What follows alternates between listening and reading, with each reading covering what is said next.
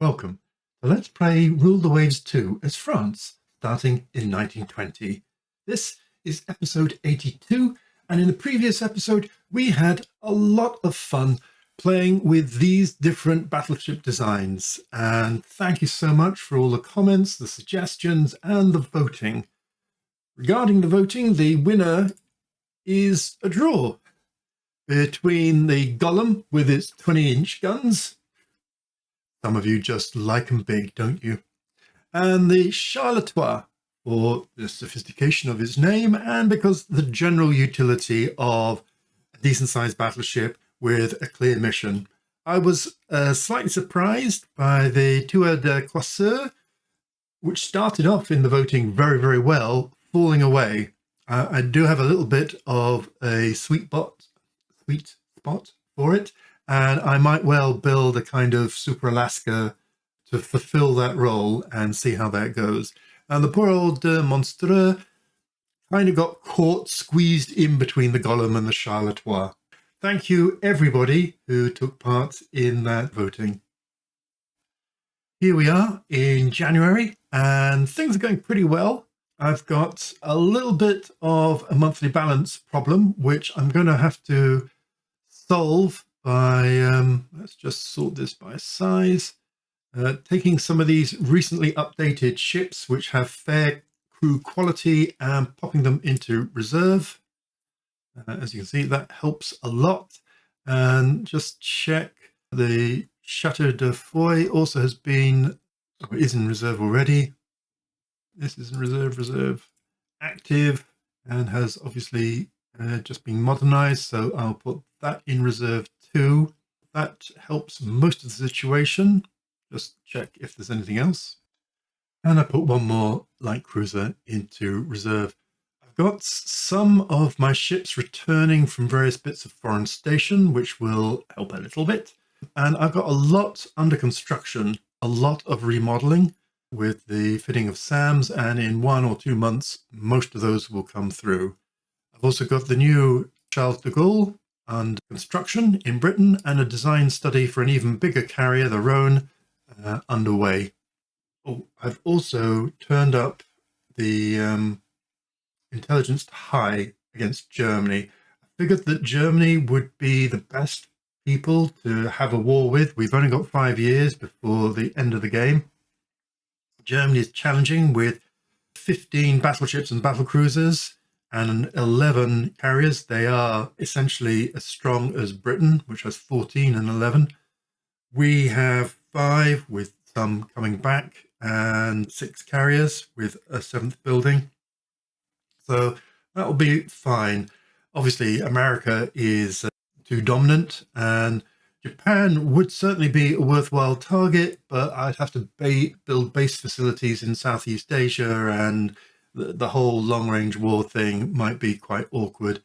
So I'm going to go for a war with Germany and try and provoke them and their Nazi little ways as much as I can. So let's get designing.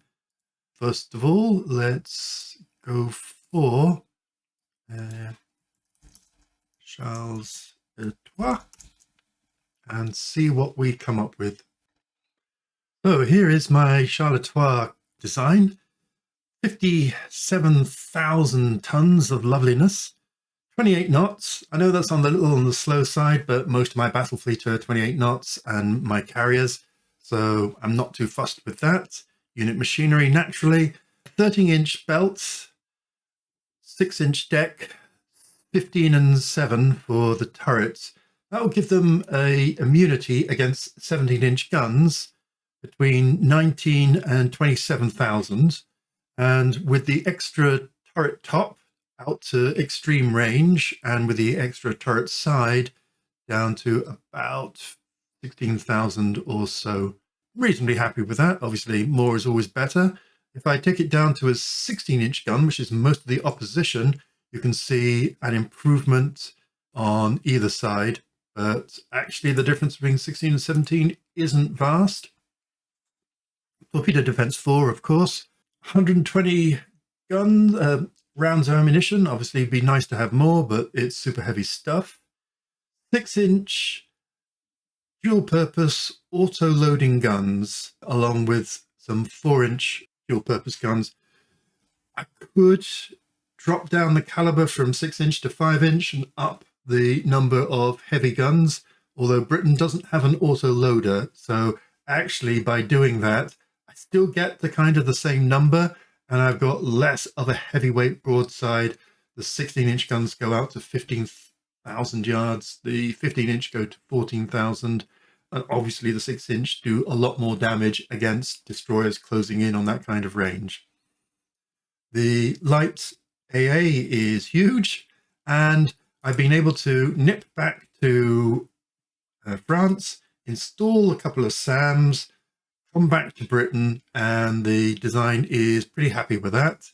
As we check here, yeah, all is okay. A little bit of a cheat, but we are, fitting them with French SAMs whilst building them in Britain, kind of thing. Eye-wateringly expensive, obviously, but, they are the final swan song of the battleship era, so let's make sure that we enjoy it. So there you go. That's them.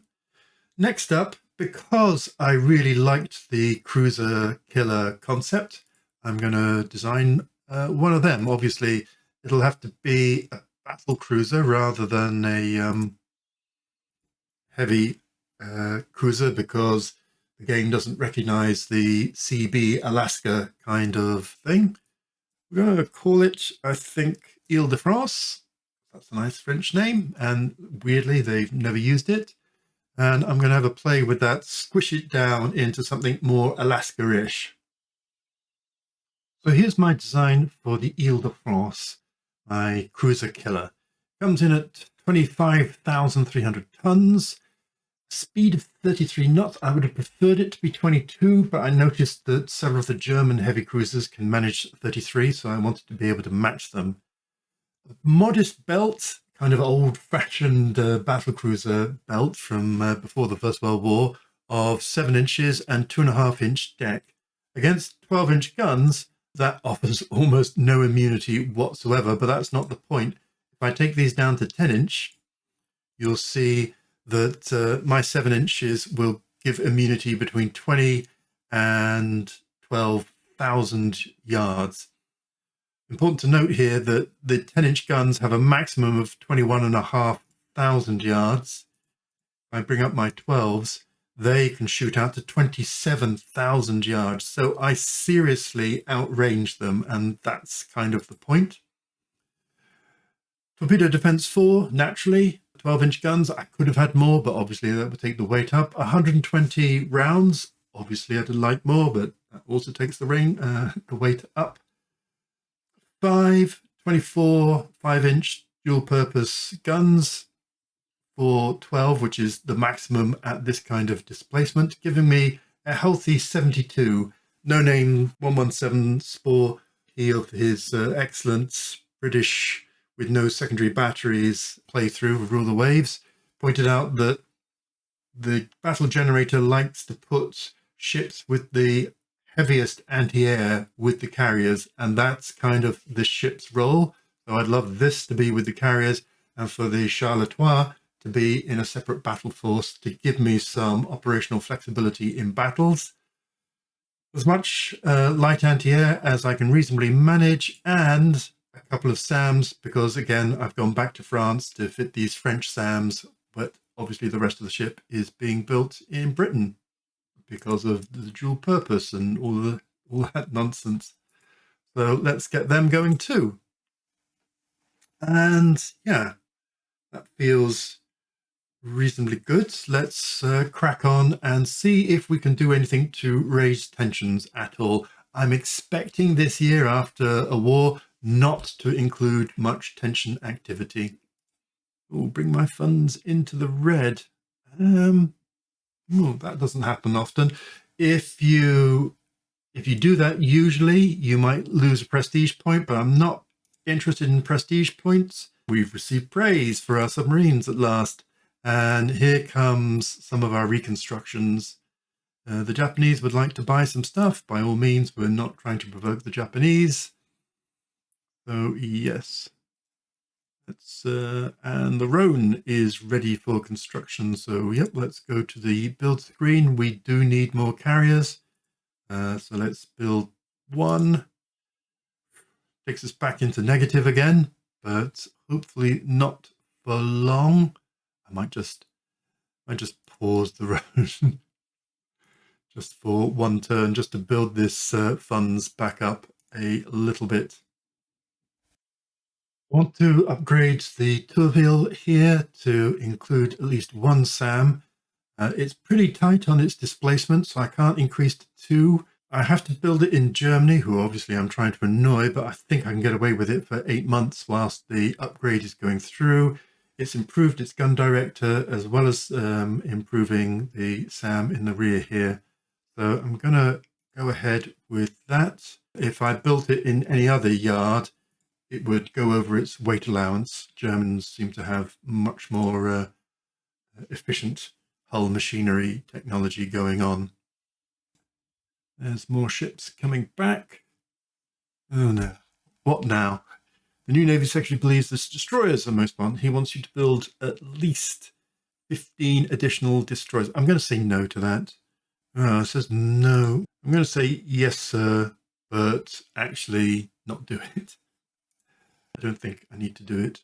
We have quite a few destroyers. If we go to the almanac, we've got 33. I mean, right, it's not the best ever, but quite a lot of those are SAM armed now, something like 15, but that's still probably more than anybody else. So yes, we'll take the prestige hit later. Back under construction, we can bring the Rhone and resume that. Okay, and let's carry on. And the British government's offering to sell us the rights to 5-inch dual purpose mountings. Yes, it would be nice not to rely on every bugger else for this ancient piece of minor technology. So yeah, let's do that. Let's go to May. Interested in buying? Yes, you can buy. And breakthrough in ASW. Thank you very much. Ready for construction for the Ile de France. Okay, let's just build the one. And for the Charleroi, tricky. That's going to wildly blow our budget. Let's see how much for. And otherwise, we're never going to have time to build it. So, oof, minus 7,000. Ho hum. That is quite a lot, isn't it? So yeah, we will have to halt and halt the Ile de France as well. Oh well. Let our funds build up a little bit and clear some of this backlog. Surprising we haven't been punished for our debt financing. So, hello, Amiral Jacob. No, thank you. New dive bomber ready for evaluation. So, improved speed, which is nice. Improved range, which is always helpful, particularly this model.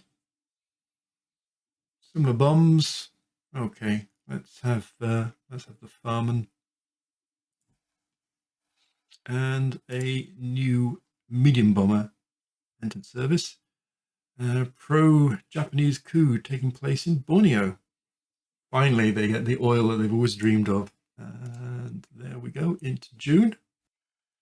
Right, we'll clear our negative balance, but I bet you it catches us. And there's the Sharma. Oh, no, maybe not. Phew, got away with it. Ugh. Tensions with Germany have gone right down. With Japan, for no obvious reason, have gone right up. Oh, thanks for that, guys. Let's see how we're doing here. We can at least release the Ile de France. Yeah. Not the Charles Trois. And to August, another breakthrough. Oh, okay. That's very nice for 5 and 6-inch gun AAs. Looking good for the Charles Trois secondary battery. An improved model. Nice. Okay. Well, doesn't change the maximum speed. Does increase the range, certainly at light. A little bit more firepower. Yeah, okay. Happy about that. As predicted, a bit of a quiet year. Didn't do the number of destroyers. Tut, tut, tut. My prestige goes from 45 down a bit. Would you like to extend your security arrangement with Britain? Would I? Yes. I don't think there's any good reason not to. And the Amiral Dalan in commission. Lovely. They're interested in buying fleet tactics, are they? Well, okay, Italians. What little navy you have left. And a research breakthrough for submarines. I am looking forward in Rule of Waves 3 for a more sophisticated submarine model than the current one. Be interested to see how far they've gone with that. I notice the Panleve needs a refit. Tempting to ignore that at the moment, particularly with this elite status, mind you. Yeah, let's just give it an absolute minimum refit that I possibly can. 4 months. Well, a few more of them.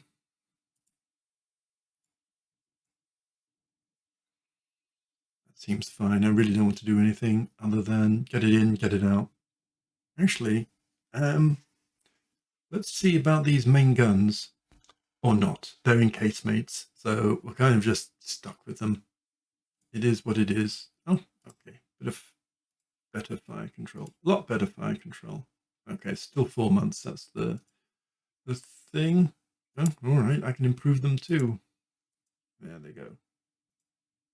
Takes it up to 6. So, I'm not sure that's worth it because it's now costing 1,000 a month. Let's go back and revisit that. Because 450 a month sounds much nicer. Yeah, I don't mind the rangefinder. Yeah, just let's keep it at that. Nice, sweet, simple.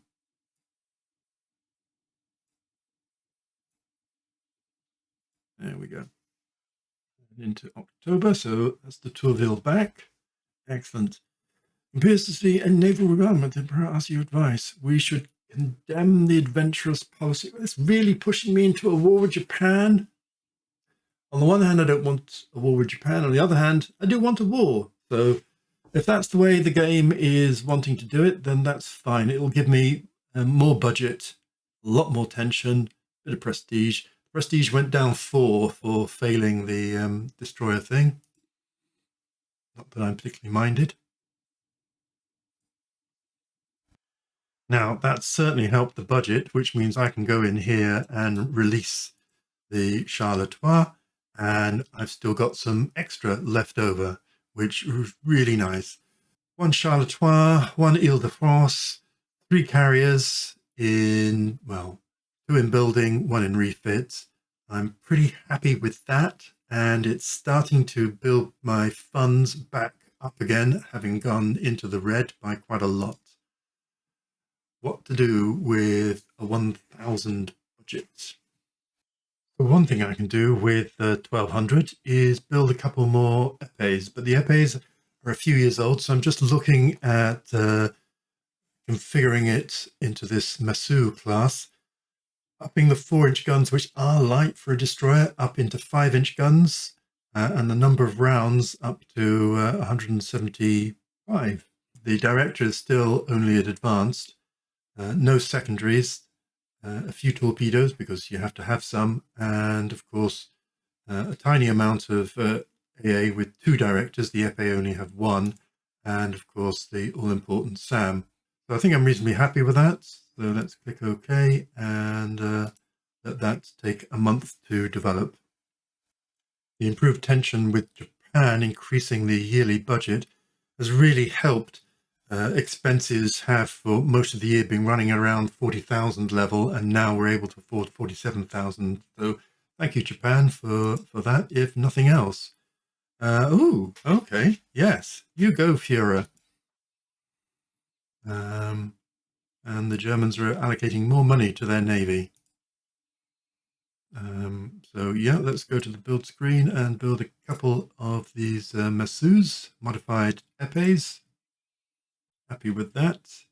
Okay, Pan Levy is going to come out, and the Charles de Gaulle as well. So excellent news. And let's go to December. And we have our submarines, and we have the Charles de Gaulle, and we have the Amiral d'Alain.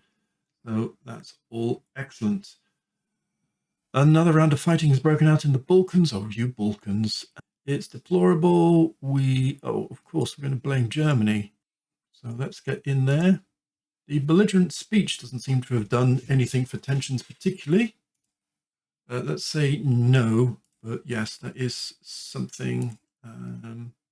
No to all of that. So yes, so that's driven it up to 4. Not quite as much as I'd hoped with 2 tension events there. So excitingly, we have a balance of another 6,000, which means we can build another Charleroi. Let's keep the whole royal thing going, and we can call it the Dauphin, which is the French equivalent of the Prince of Wales, the heir to the throne. And let's get that one under construction too. I didn't imagine I'd be able to build 2, and building 2 is an extravagance. But we see how we get on. I probably should be building carriers rather than battleships, but as the end of the game approaches, I might be getting a bit demob happy or something. I'll try and pull it back and make very sensible decisions. Those are my my little indulgences. And that takes us to the end of the year. So let's just press the turn end. Pan Levy has finished reconstruction. Plastic interior fittings. There's a great benefit to naval warfare. And a new torpedo. Happy with that. And the Germans allocating more funds to their navy as well. They're getting out of control. So this seems like a good place to end at the start of 1951. I'll do a review of the year in the next episode. Thanks very much for watching, and I'll see you next time.